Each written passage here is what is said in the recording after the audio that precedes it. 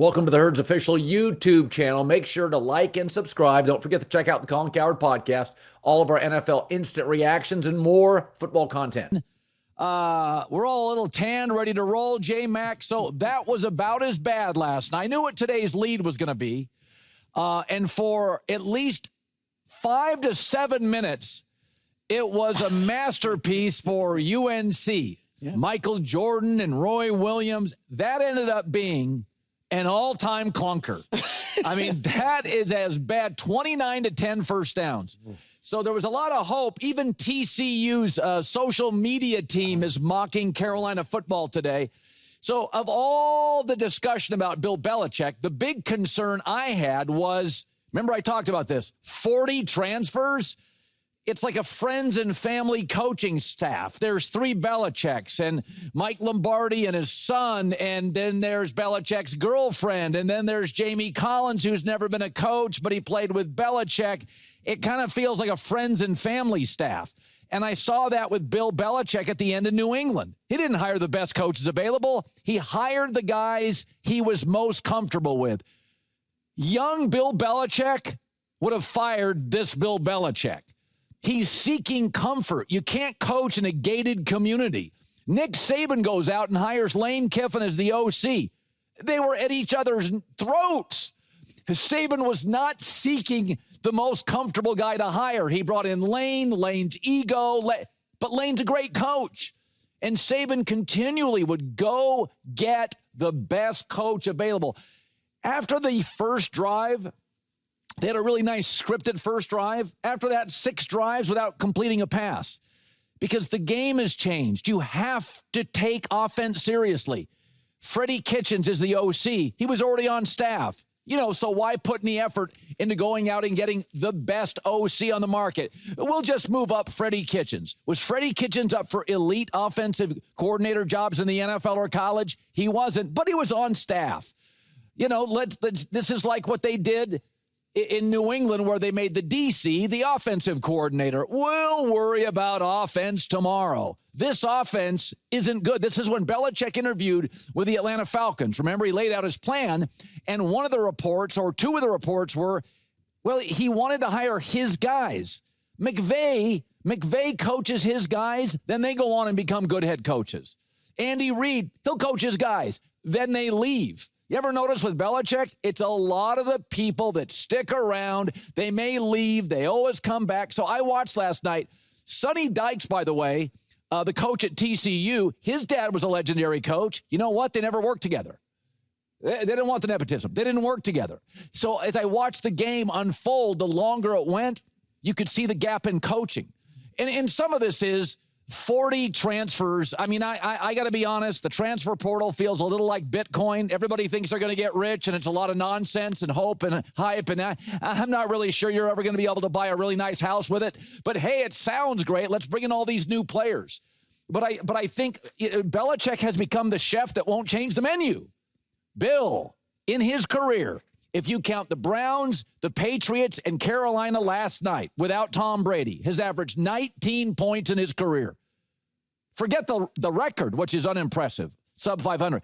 He doesn't move the ball. He doesn't take offense seriously enough. Change the menu. Update the wait staff. It's a new menu. It's a new area of town, and all the hipsters around you are taking offense seriously. So I watched TCU. I watched their quarterback. I watched their offense. They dabbled just a little in the transfer portal. That was a well-coached team, and the longer the game went, the more they pulled away. But, this is, again, it feels like Bill has moved into a time in his life where he just wants to work with coaches he's comfortable with and people he's comfortable with. There was years and years ago on this show, I think it was Urban Meyer had said he had talked to Bill, and at one point Bill had said, there's certain players I'm just not going to coach anymore. That is the opposite of the early Bill Belichick.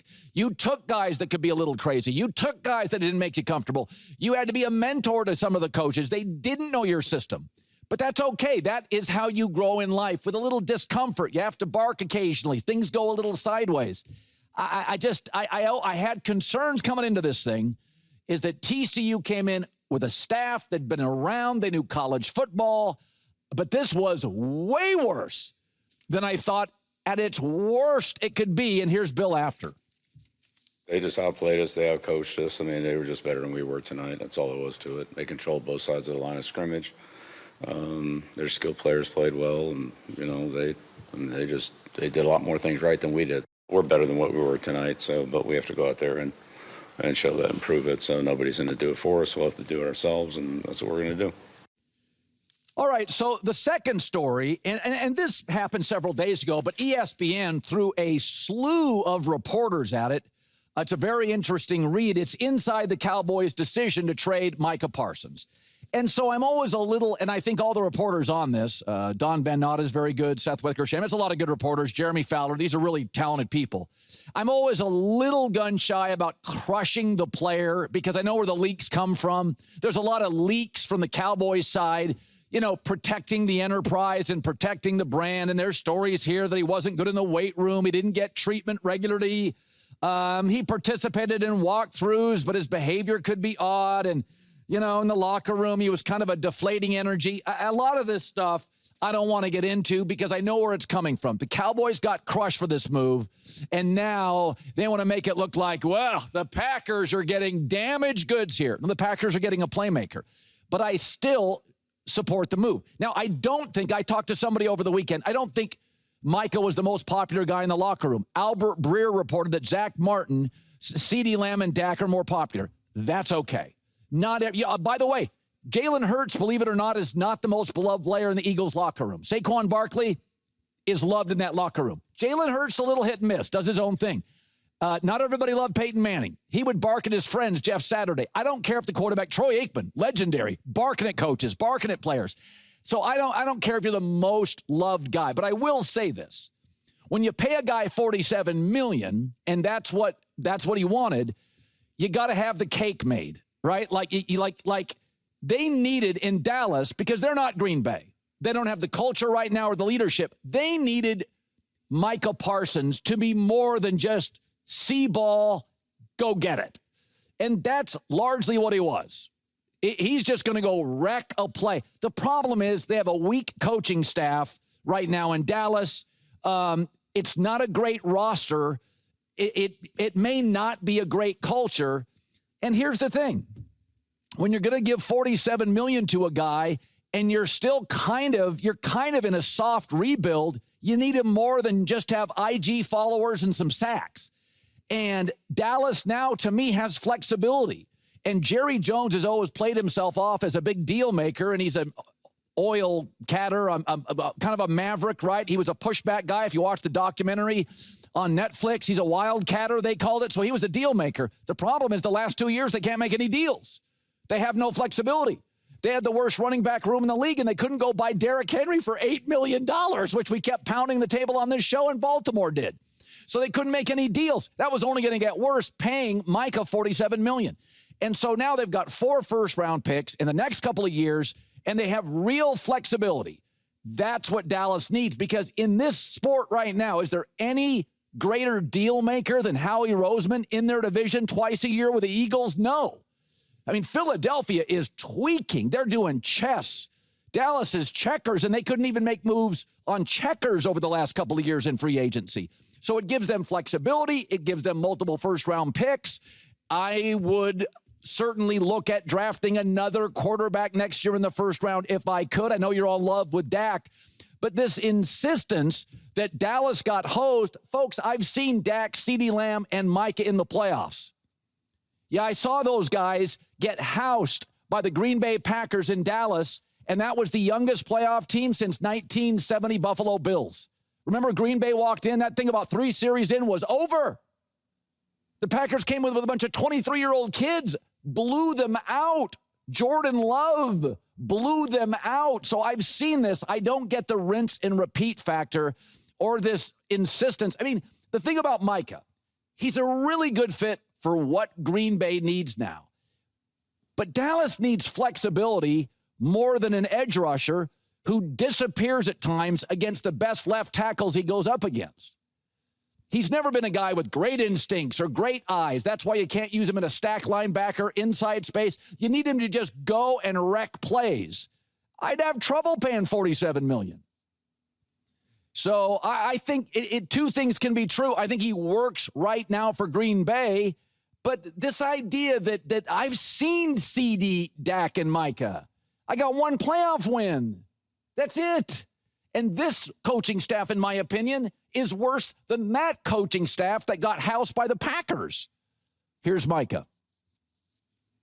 Winning is everything to me. I don't think you're going to find a more competitive person on the team or anywhere in NFL when it comes to anything we do. So when you talk about winning and the stage of what it takes, I haven't been there, and I don't know what it takes, but I got a funny feeling that, you know, a lot of this history, this program does. You know, they went further than us, and obviously they had a big win against us, and I trust Coach LaFleur.